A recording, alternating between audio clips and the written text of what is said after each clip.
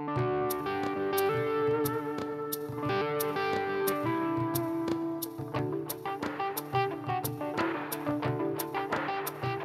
friends, welcome to Raising Lifelong Learners. I'm your host, Colleen Kessler, and this is the podcast where I encourage you to trust yourself and your differently wired kiddos as you help cultivate their curiosity, encourage them to discover the world around them, embrace who they are wired to be, all while helping them discover their passions, interests, and raise them to become the amazing adults they're meant to be. Hey, welcome back. This is episode 297. I'm so glad you are here for the second week of our 5-week sensory series. This is going to be a great one, full of practical tips you can use ASAP. Today we're talking all about our kids who are specifically sensitive to sounds and what we can do to help our kids in spaces like churches and co-ops and programs like museum programs or field trips or conventions and conferences and things like that, where the sounds are layered and multi-sensory, as well as the added layers of like LED lights flickering or fluorescence, which might generate some sounds of their own, and the things that we can do about it so our kids are successful. This is going to be a great one. I do want to remind you, though, that for this 5-episode series, we have a free handout for you. It is a home sensory diet planner, and we talked all about what a sensory diet was, what the importance of it was, and how to set that up in last week's episode. So if you didn't get a chance to listen to that, make sure you go back and listen to that episode and download the home sensory diet planner. That download will be available on the show notes for all 5 of the episodes in this series, so you can get it on today's show notes as well as last week's, and then any of the episodes that are coming up. And you can find those episodes at raisinglifelonglearners.com/podcast. So I want you to make sure you have all the tools at your disposal to be successful with your sensory kids in all of the places that you go with them. All right, before we begin, I just want to give a special shout out and thank you, as always, to CTC Math. They are our season-long sponsors, and we appreciate them so much because without them, this podcast just wouldn't be possible. Check them out if you're looking for a math program at ctcmath.com. All right, pop your earbuds in and get ready for a great episode full of tips and tricks that you can use immediately to help your sound-sensitive kids thrive. Hey there, welcome back. Today we are continuing the sensory. Hey there, welcome back. Hey there, welcome back. I'm so excited that you're here. Today we are continuing the sensory series that we started last week.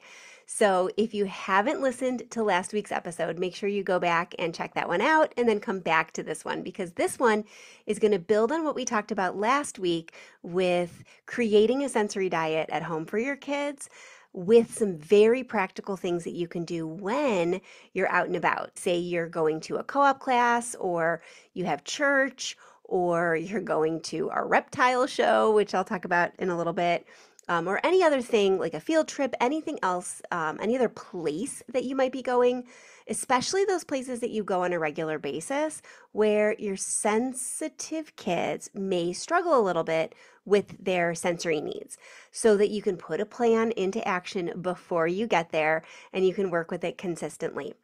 We are going to work on very specific and very actionable ideas this week, and I know that this episode is just going to be a treasure trove for you. So pop those earbuds in and really take some time to focus. That said, I want you to make sure that you know we always have detailed show notes over on the show notes page at raisinglifelonglearners.com/podcast. So you can head over there and find this episode and have a breakdown of all the things that we talk about that you can easily print out, so that you don't have to take notes or jot these ideas down, because there's going to be a lot of really good practical do today ideas in this episode. And so I want you to know that you're probably not going to get it all, and that's okay. All right, this episode is for those kiddos who like shrink inwardly when the music starts, or when the mic at co-op during announcements like shrills, or noise is really loud from the cafeteria, or the crowds are pressing in and the lights overhead are flickering and they're just overwhelmed and they just want to flee from the area. Today, we're going to be building a noise plan, a predictable, kind, and doable idea that you can use for your kids so that they can participate without frying out their nervous system. This is especially great for kids who have ADHD, are autistic, have anxiety, are struggling with sensory processing disorder, or have any other kind of twice exceptional profiles. Any family who navigates those loud rooms with struggle, we're going to turn that around so you can navigate those with love, kindness, and a plan. You are going to leave with a pre-visit kind of recon checklist, a noise map idea that you can like fill out and do on your own to prep for wherever it is you're going. And then we're going to also talk about some gear options, things that you can use to ease the sensory needs of your kids based on different budget options. And then we'll also talk about exit and re-entry scripts, and then kind of a 3-visit plan to try before you start something new. This episode is inspired by a conversation that has been ongoing through my DMs in the Learners Lab. I have a member whose kiddo's been struggling with just, the whole family's been struggling with finding their place in a church setting, and we've been talking through the different strategies that this family's put into place, and they're doing really, really wonderful things. This is to build off of that conversation I started with that member. And to help that member out, I want you to know, if you've been considering the Learners Lab, now's the chance to join now's the time to join, because we're going to be closing down the doors at the beginning of November for a couple months, possibly even to the beginning of 2026, because I really want to take some time at this last quarter of the year to focus on current members, help make sure their needs are being met and that their families are thriving in the end of the first semester of their homeschool year. And we're going to be doing some restructuring inside to make it much easier to navigate and more organized. And I want current members to be able to have a say in that and to help with the organization, so that when we open the doors again, anybody coming in new, it's a streamlined process, and we have been really hyper-focusing on the needs of the membership for a couple of months so they can hit the ground running. Now, that said, joining right now before it closes November 1st gives you a chance to have a say in how it's being restructured, gets you a chance to be locked in at the current rate in case the prices go up, because once you're locked in as a member, your price never goes up. You are locked in for as long as you're a member. And we have a great bonus if you check out the page that talks about the Learners Lab. You can, if you sign up for an annual membership, there's 2 different levels you can sign up for: a monthly membership that just goes month to month, you can cancel at any time, or an annual membership where you're just prepaid for 12 months from the time that you start. And the bonuses that go along with that is you get 2 months free. So basically you're paying for 10 months and getting 2 months free. And if you sign up at the annual membership and you are a resident of the United States, I will mail you a signed copy of my book, The Homeschool Advantage, A Child-Focused Approach to Raising Lifelong Learners. If you are an international member or an international listener and you've been considering joining, you can email me and we'll see what we can do to get you the bonus. You'll for sure get the 2 months free. We'll see what we can do, since I can't mail you out a hard copy of the book. All right, so now's the time to join, because you'll get all of that and you'll be in before we close down to really focus on people for the next 3 months. And then on top of it, you get access to me just like the member who inspired this conversation, through DMs, through coaching calls, and you never know when the conversation is going to end up going further, and inspiring conversations like this that can go deeper and help you, and help others. So you get the chance to pick my brain inside the lab, which then often inspires these episodes that can go to more people while giving you a targeted and personalized idea for using this. So if you are the member who brought this up and you're listening, I'm going to be DMing you because I have an idea for how you can use this in the situation that we've been talking about. All right. Make sure, if you haven't already, you go back to last week's episode or you go to today's show notes because it'll be posted there again, and you grab the free home sensory diet planner for you to plan out some different things that you can do to make a home sensory diet plan for your kiddos. Last week we talked all about home sensory diets, so make sure you check that out. And remember, this is general information, not medical advice. If any of the ideas that you're using cause more challenges or are not helping the issues that you're seeing, take the time to see a therapist, an occupational therapist, your pediatrician. Seek professional help because professional help is invaluable and you can only do so much sometimes. And so you need to know that if the things you're trying at home aren't working, then it's the time to go see an expert and see if somebody out there can give you a more tailored plan to your kiddo. But I'll help you as much as I can. All right, so let's talk about, first of all, why sound and the sensory input from places like church or co-ops or trade shows, conventions, conferences, museums, field trips can just sometimes feel like too much. So first, what's going on?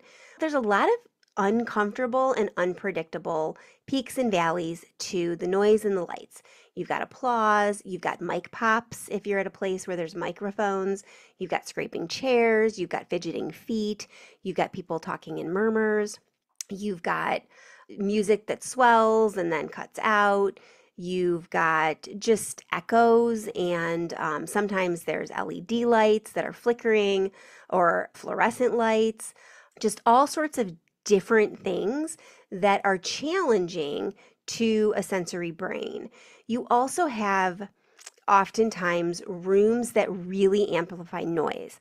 Sanctuaries at churches, gymnasiums at schools or co-ops, cafeteria, convention centers.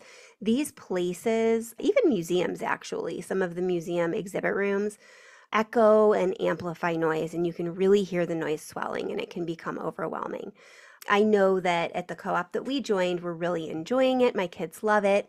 And my son, who could go, is just fine jumping in to like the gym class. And then after he eats his lunch, he's doing like free gym and free play on the playground and within the gymnasium with all of the other kids. But by the time we get to lunch and the classes are over, my other one is kind of done. She's done with the sounds, she's done with the input, she's done with the peopling, and she's usually just hanging out with me. And so we've compromised by staying a little for Isaac to be able to play in the gym with all of the other crazy younger boys. And then we leave, within 15, 20 minutes. So Logan doesn't have to endure that overwhelm for too long. There's also layered inputs when you're in places like this. There's the sound, plus the lights, plus the smells, plus the crowd. It's like stacking up on itself over and over and over again, which can lead to overload.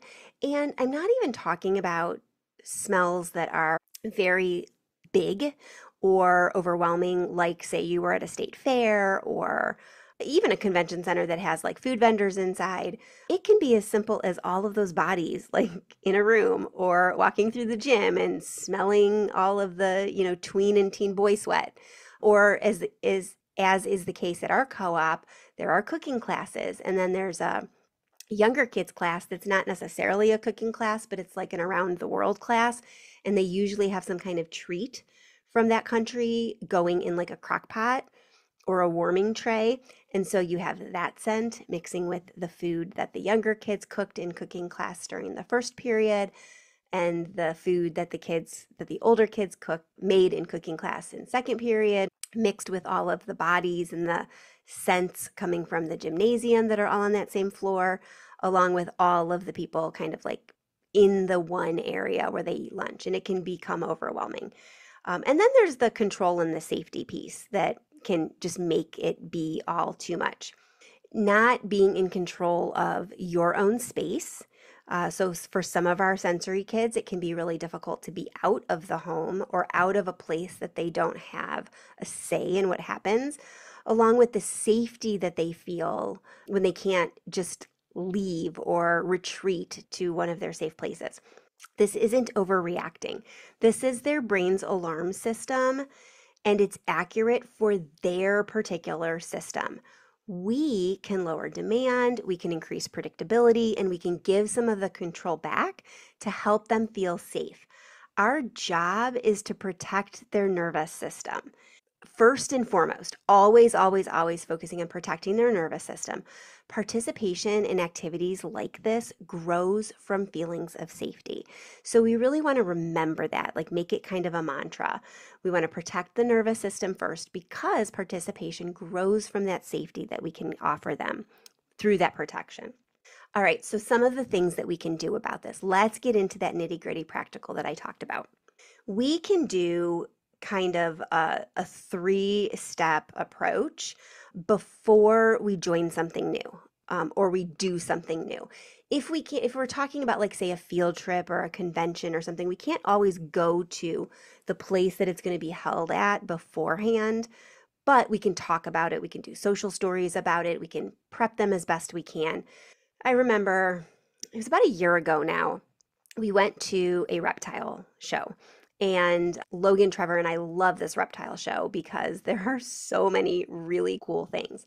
In fact, we got a Russian tortoise there, a baby Russian tortoise that unfortunately was not as healthy as we thought it was, and it didn't make it. And so hopefully we'll get another Russian tortoise at some point because we were really excited about this baby. But we already have a bearded dragon, so we were going to look for, accessories for it. And Logan, my animal lover, wanted desperately blue death feigning beetles. Seriously, look them up. They're so cool. They're kind of like fainting goats. When they get scared, they faint.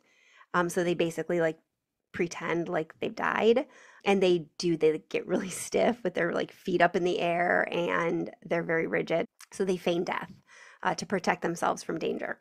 And so she wanted a tank of these. And so we went and we had a great time. So we went again a few months later because they host this particular reptile show every month.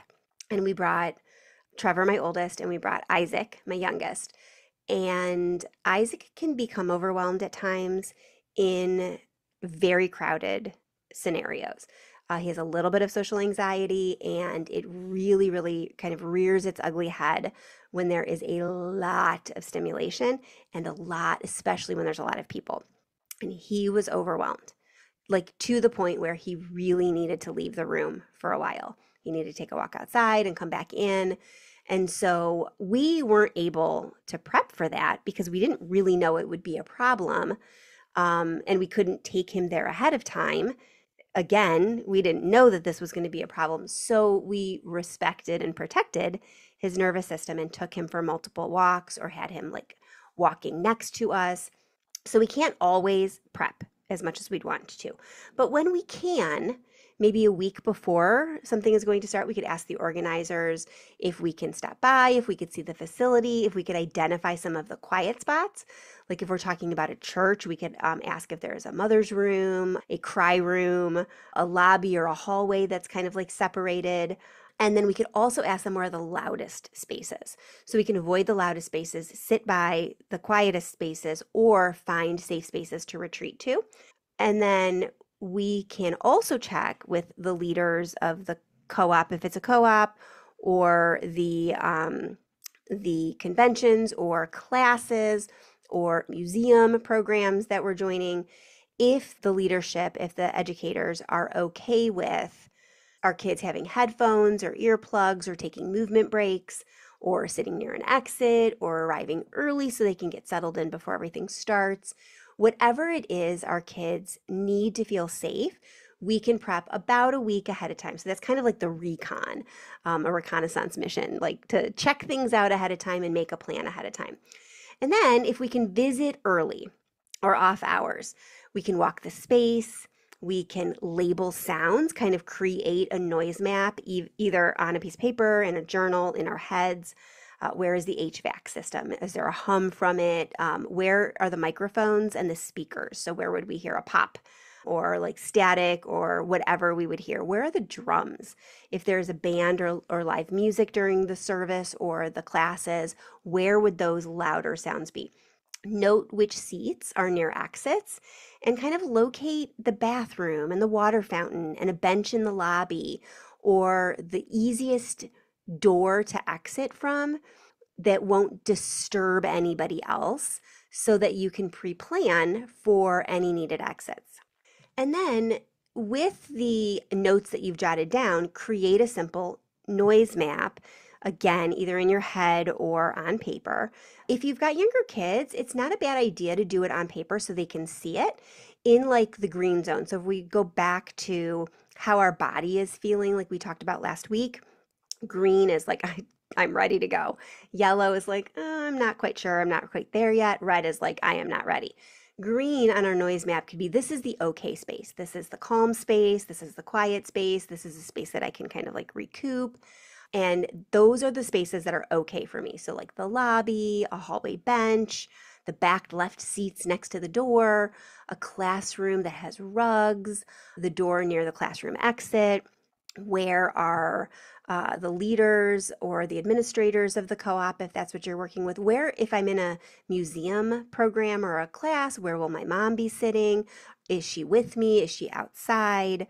If I'm in, like, say, I'm in my church's religious education class, is there another adult that I feel safe with? Is my parent allowed to be nearby?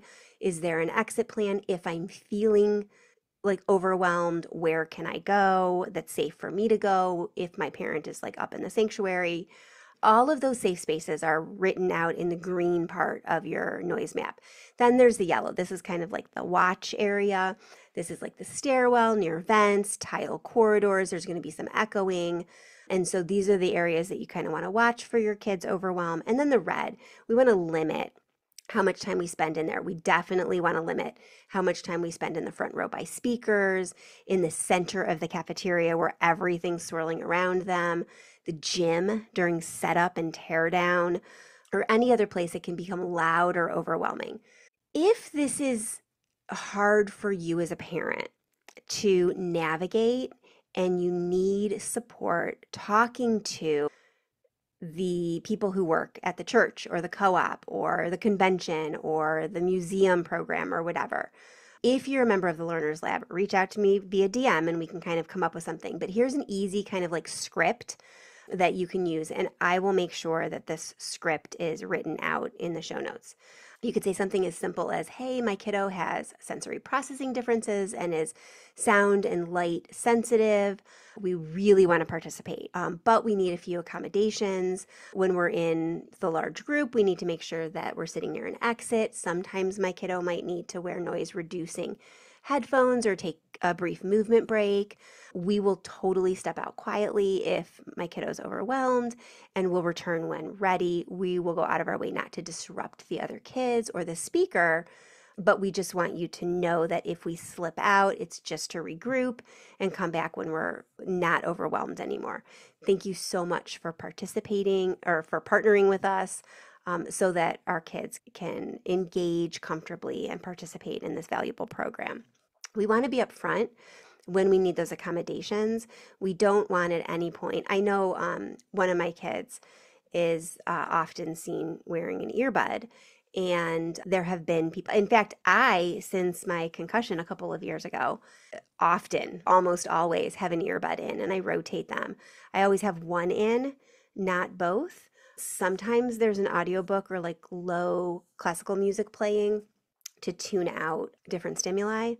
But one ear is always free, so I can hear and participate in conversations clearly.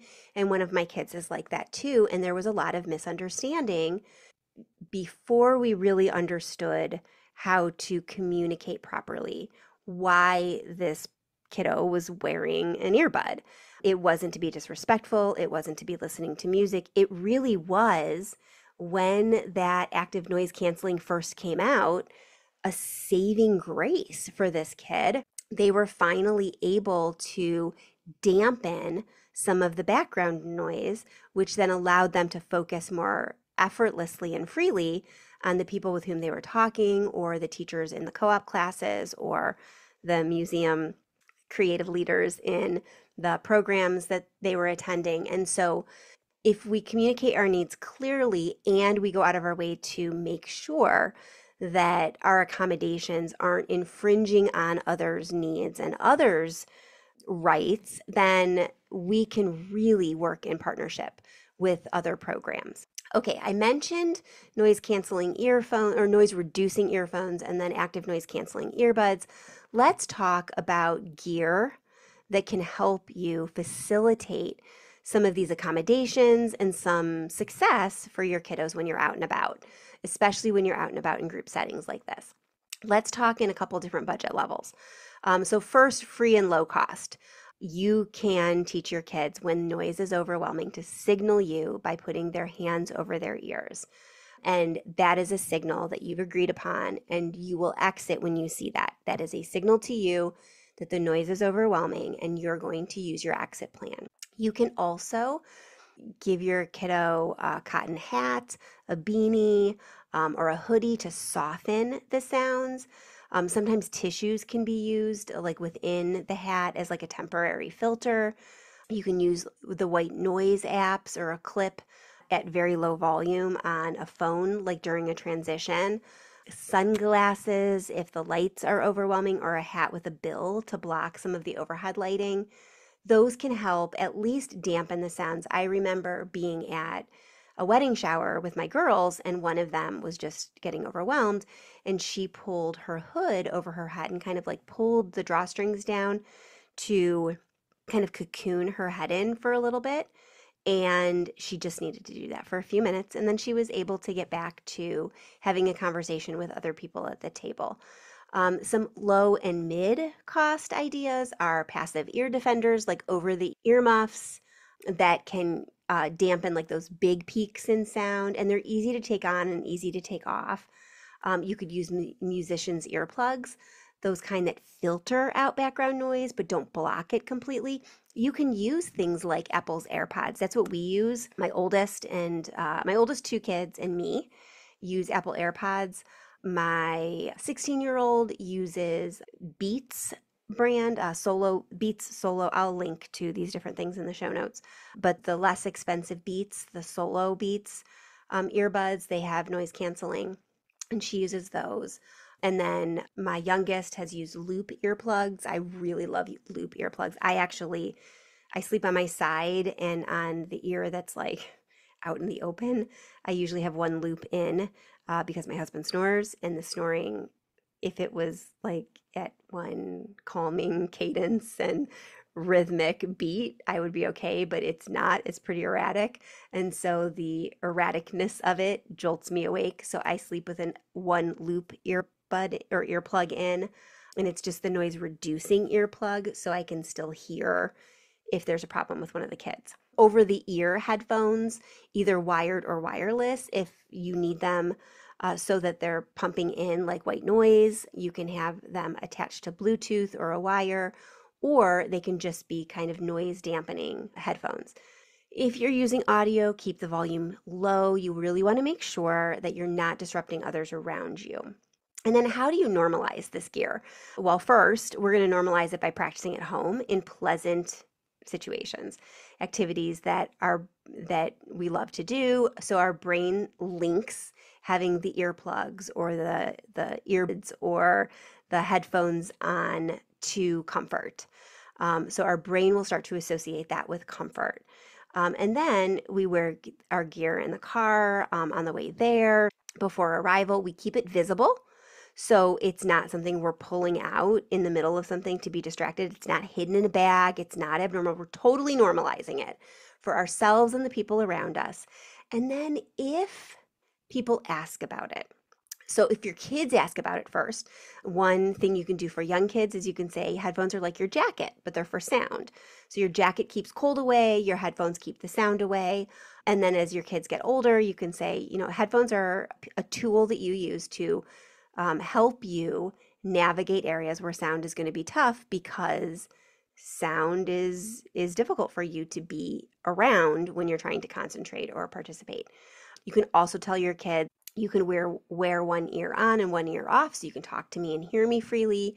If others ask, just be frank. This is something that helps me be able to focus on what you're saying. Just matter of fact, it's a tool that helps me because sometimes my brain can't filter out the background noise. So this allows me to help my brain filter it out so I can be more present for you. The more we normalize these kinds of things with our kids, the more they'll use them in the right way. Okay, so let's talk about math. Specifically, let's talk about finding a program that actually works for your unique homeschoolers. In our house, we've been using CTC Math for years, and even though I am so appreciative that they sponsor this podcast, I am a paying customer. I'm still a paying customer even with their sponsorship because it's just that good, and I love supporting great companies with great programs. With 2 kids still at home, both with very different learning needs, CTC Math has been the flexible and dependable solution that I keep coming back to. One of my kiddos needs more time to process math concepts, and I love that she can move through the lessons at her own pace without feeling rushed or behind. My other kiddo, he flies. He jumps straight to the end of unit tests to see what he already knows, and then we only focus on the lessons that fill the gaps. That kind of customization is gold when you're homeschooling gifted or twice exceptional kids. CTC Math gives you the access to every grade level, from kindergarten through 12th grade with your subscription, so that your child can accelerate, review, or jump around based on their own needs, not based on some rigid curriculum structure. And because it's video-based with clear instruction and auto-graded lessons and quizzes, it frees me up to support my kids without being chained to a textbook, teacher's manual, or whiteboard. So whether your child needs more time or is racing ahead, you can tailor it all with CTC Math.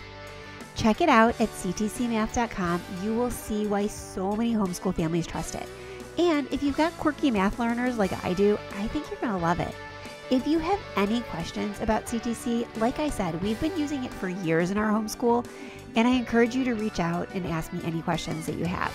If you do pop over there, let them know that I sent you, and let them know that you appreciate their ongoing support of homeschoolers everywhere, especially those of you here at Raising Lifelong Learners. All right, let's get back to today's episode.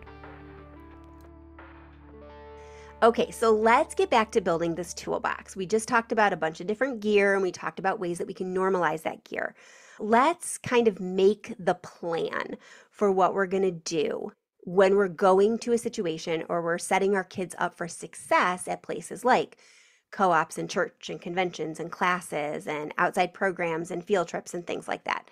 The first thing we're going to do, we're going to have like a 5-part plan as we go here. The first part of the plan is to predict. Before we go, we want to talk to our kids about what they can predict are going to be the overwhelming parts. Okay, the loud parts at the co-op that we're going to are the music and the gym where it reverberates, maybe the cafeteria too.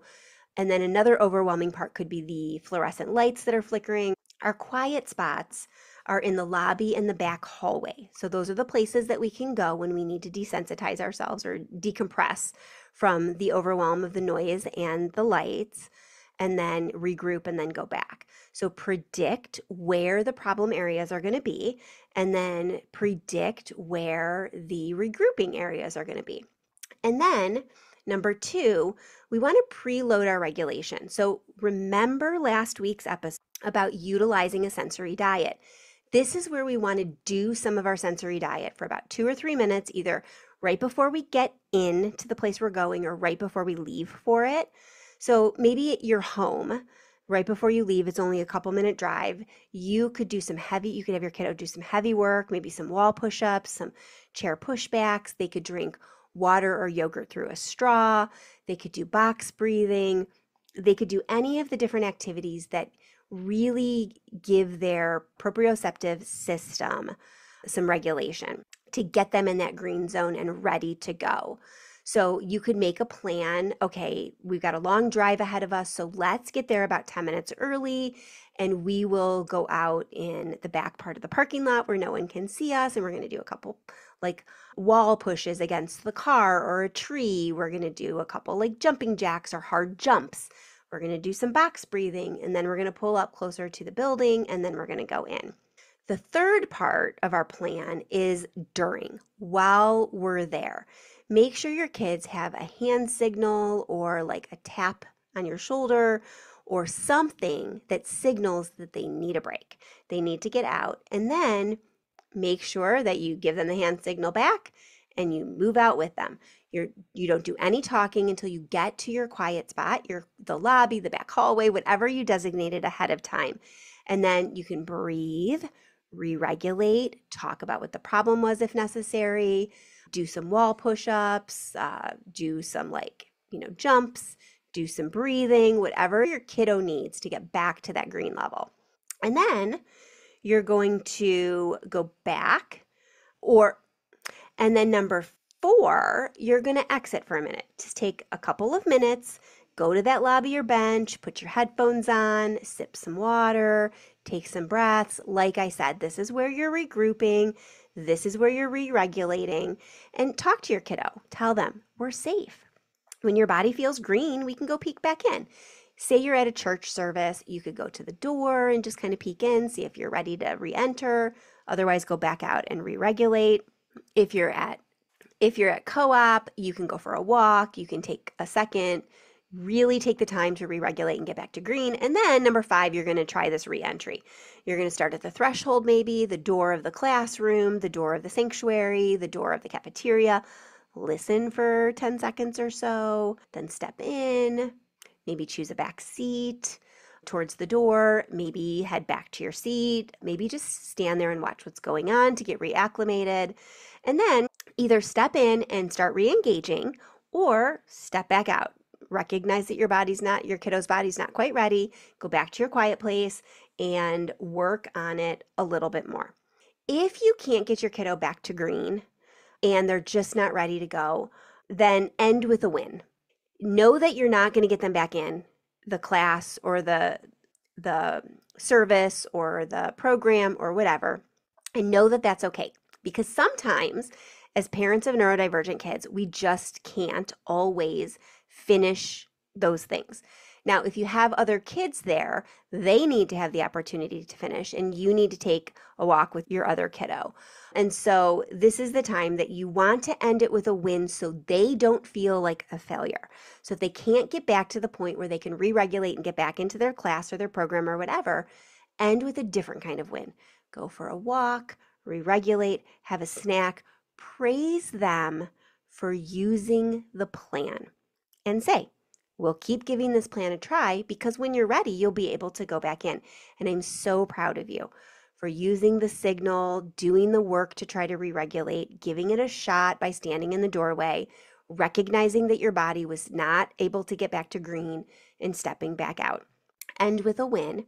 This may be a time if you have other responsibilities, say you're at a co-op and you have to go finish up a class that you were working on or whatever. This may be a time where you put on the noise canceling headphones and you find a quiet corner that you've predetermined, and your kiddo sits there with their snack and their water bottle and their noise canceling headphones and a book or a drawing pad or something else until you're done with your responsibilities and you can regroup, or it'll be time to leave and you and the rest of your kids can leave. But make sure they feel like that was a win, because it is a win to use the plan. I think too often we forget to praise our kids for trying and growing and using a plan to meet their sensory needs and advocate for themselves is a huge win. And the more they win through the advocacy, the closer they'll get to being able to stay put in the places that they need to stay put. So we want to make sure that we're giving them that feedback.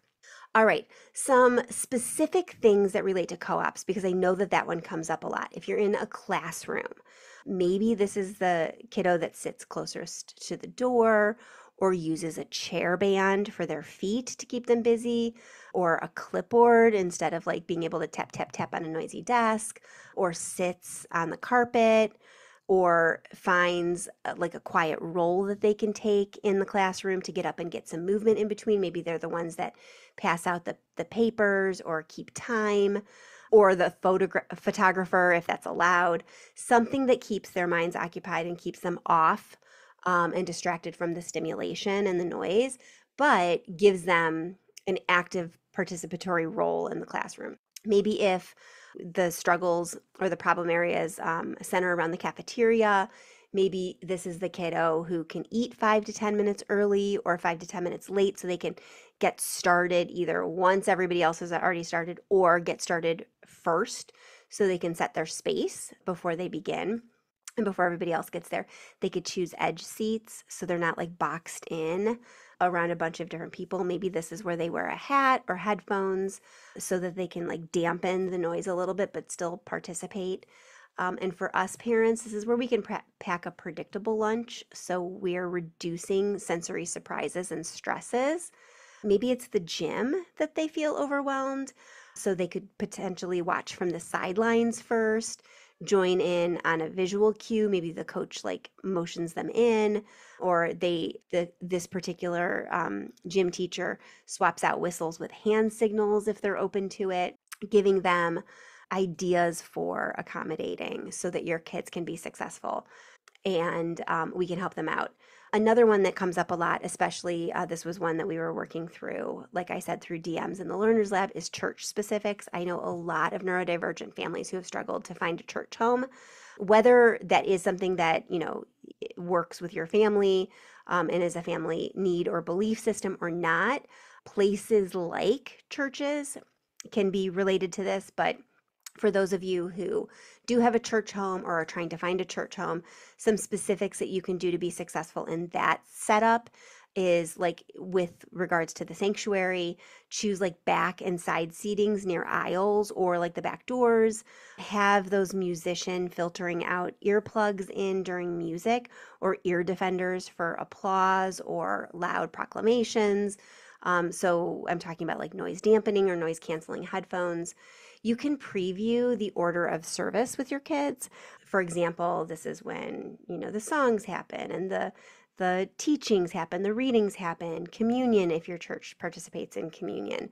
Maybe they have a picture schedule so they can get used to it or they can follow along in their lap. A lot of churches or denominations have publications that can be useful for this, like the Order of Mass for young children who are Catholic, or the Order of the Service for kids who are of other religious denominations, Methodist and Lutheran, or other types of Protestantism, or other types that maybe aren't Christian. You can find publishers of materials for all the different religious organizations that are out there. So perhaps you can find something that's been created for the order of your service. And if you can't, you can certainly create one that's like a picture or a visual kind of cueing system.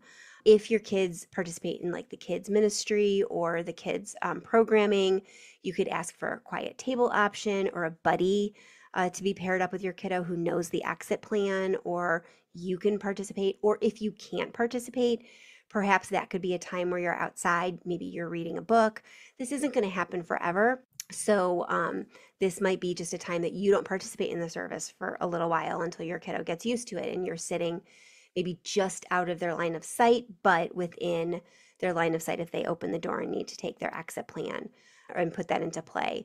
I remember when my oldest was young and participating in the children's services at church, we had a head of the religious education program who was really good and really attuned to his needs, and asked me at one point what was working for us at home so that she could replicate it when he was there for the children's religious ed program. And so he had a hand signal that he'd flash to her through the open window, like there was windows in the classroom. And then they would go for a walk, or he'd run laps outside in the parking lot if he needed to get some energy out and if the weather was conducive to it. Or he'd run up and down the back stairs if he needed to get that, and they couldn't go outside, or he'd just tell her all of the things that were on his mind. And then when he was done, he would go back to the class to participate. They can, just like with co-ops, maybe participate in having a job so they have something specific to do, like handing out the crayons, setting out the name tags, whatever it is. They could also bring a quiet kit, maybe some fidgets or something like a sensory chew thing. I was going to say chew toy. That sounds too much like a dog toy, but you know what I mean. Like we've got chewy necklaces and chewy like pencil toppers that are designed to be chewed on. So I've got a couple kids who have just chewed holes in all of their collars of their t-shirts. So something that they can do instead. A mini notebook. That was a strategy we used for years with my oldest. He had a sticky notepad or a mini notebook that he took everywhere with him so he could write down all of the thoughts that were in his brain, all of the things he wanted to tell us later. And then we had a time at the end of the day where he could tell us those things. So a mini notebook or a sticky notepad with a pencil, tissues, a tiny snack if allowed, some kind of kit to help them through those different sensory needs. And then make sure you're communicating and you're having these plans in place with the co-op leaders and the classroom teachers and the church educators and people that need to know so that they can help your kiddo be successful. Okay, some of the specific neurodivergent profiles that we might be working with, and some specific things that could work for those types of kids. So our kids who potentially have ADHD or are novelty seeking, these kinds of kiddos can rotate jobs. They can use scavenger hunt style quiet tasks like find 3 blue books in the lobby, count how many bricks there are from the floor to the ceiling going straight up in a row, something that will keep their mind occupied but keep them quiet. You can have them beat the sand timer if they enjoy those competitions. Like, let's see if you can get back to green before the sand timer runs out of sand. Or let's see how many times you need to turn the sand timer compared to how many times you had to turn the sand timer last week. Let's see if it's less. Our kiddos who might be autistic or be more rigid in their thinking, prefer sameness, you can make sure that you're doing social stories ahead of time. You're really prepping them for what to expect in their co-op day, in their church service, in their museum program, in the convention that they're going to. If possible, you can use real photos in their social stories in their prep. Sit in the same seat every single week, eat the same lunch every single week that you go, keep the gear that they use in their quiet kit the same and predictable. Kiddos who have anxiety or struggle with things being unknown, we want to use low demand language. You can see however many times you need to if you can focus in here and participate. Likewise, you can leave as many times as you need to. You have the safety and the options to do what your body needs, and I'm here for you. Make sure that they know that. And then give them choices. Do you want to sit in the aisle or do you want to sit in the lobby bench first and work our way in? What would feel safest to you today? And make sure you're being very affirming with them.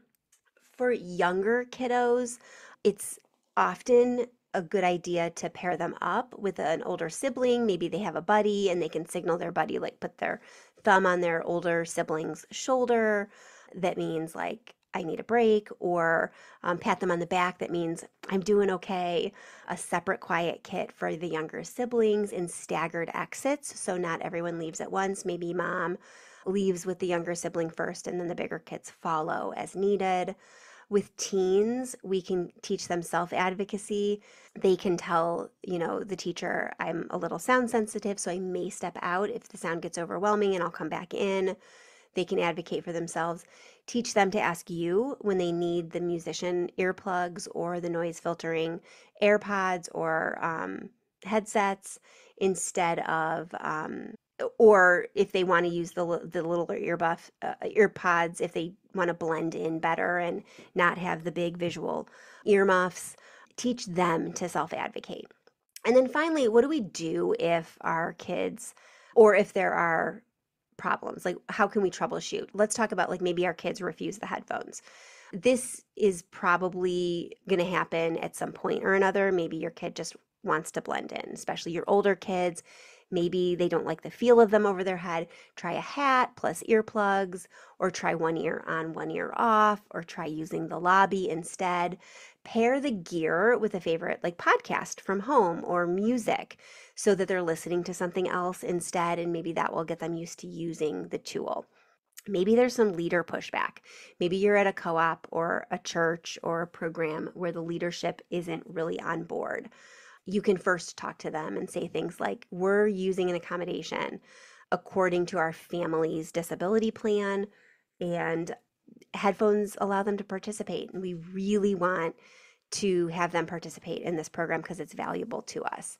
So maybe no matter how much you've advocated, the leadership still won't accommodate those needs, and you're having a harder and harder time fitting in.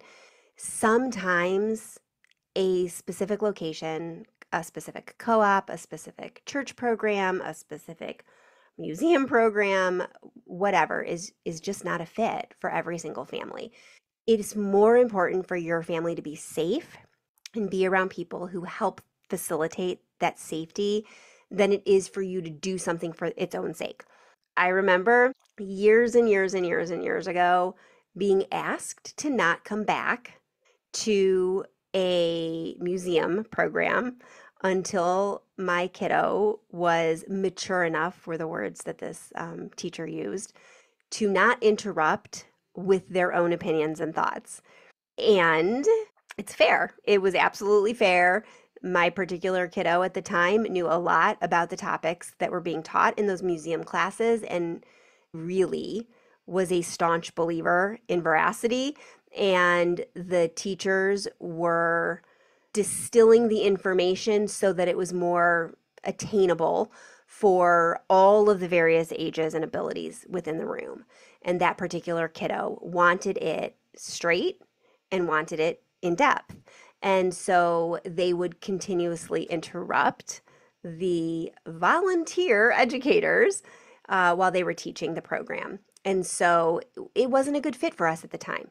That particular kiddo needed things to be true and needed the depth of information that was just not possible in a situation like that. So we didn't go back to classes for a couple of years. And when we did, that particular child was ready to be able to participate, and it was great.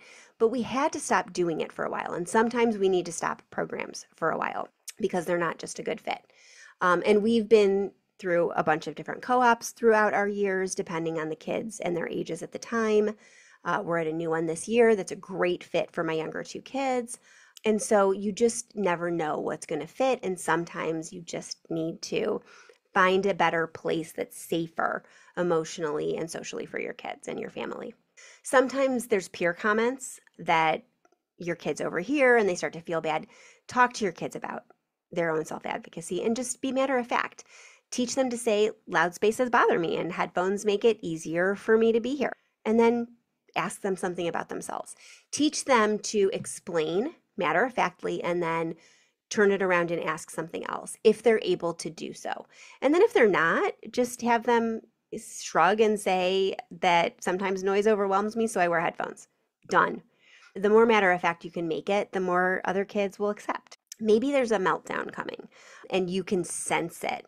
This is the time that you just abort. You regulate in the car or in a quiet room, you end with connection, and you're okay with that being your measure of success.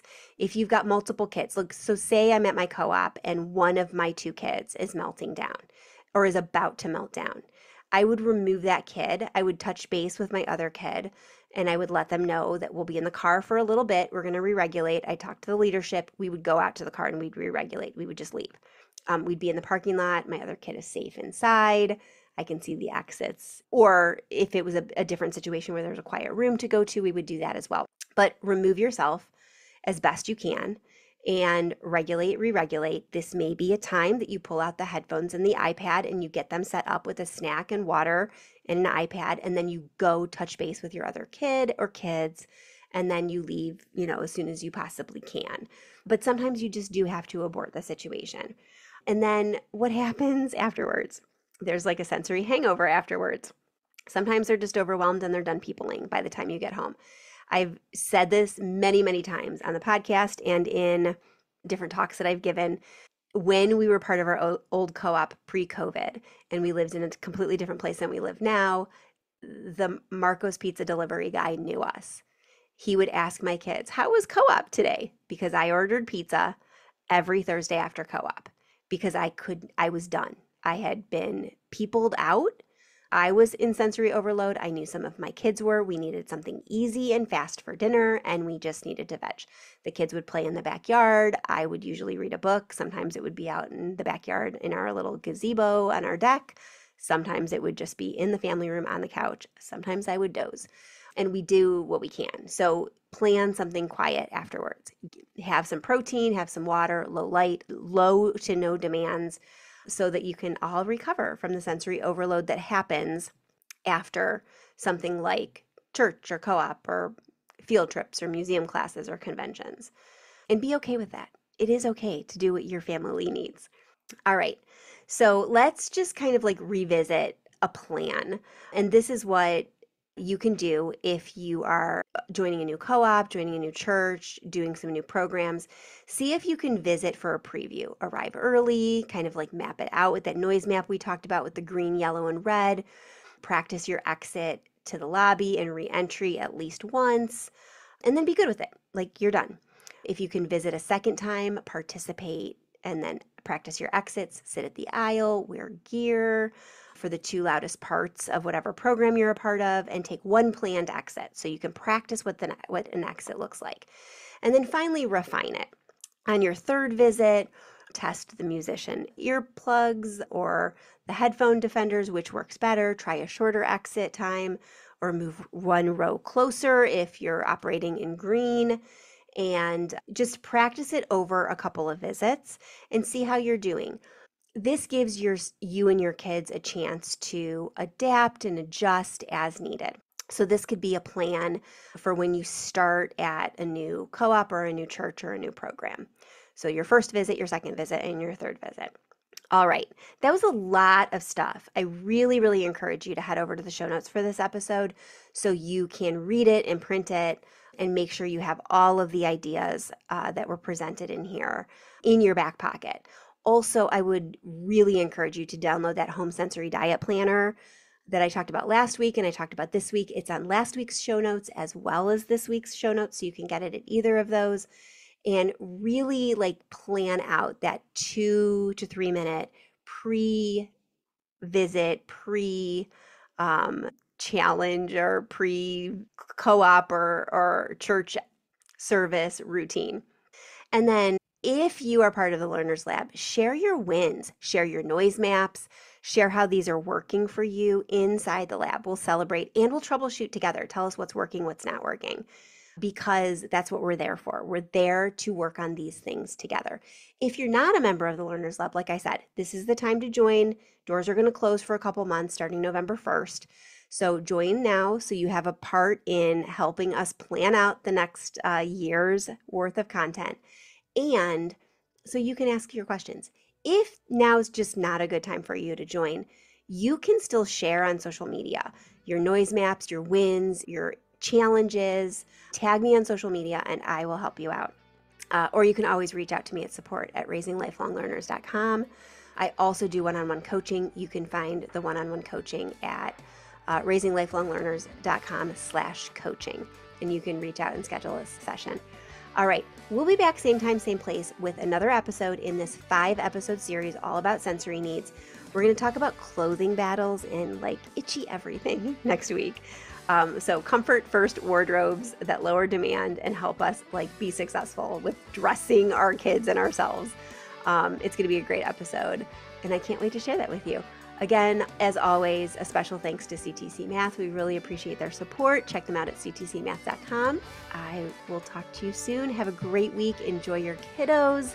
And you got this. The sensory struggles are all within reach. You can do this. You are the best parent for your kid, and I have faith in you. Have a good one. I'll talk to you soon. Bye for now.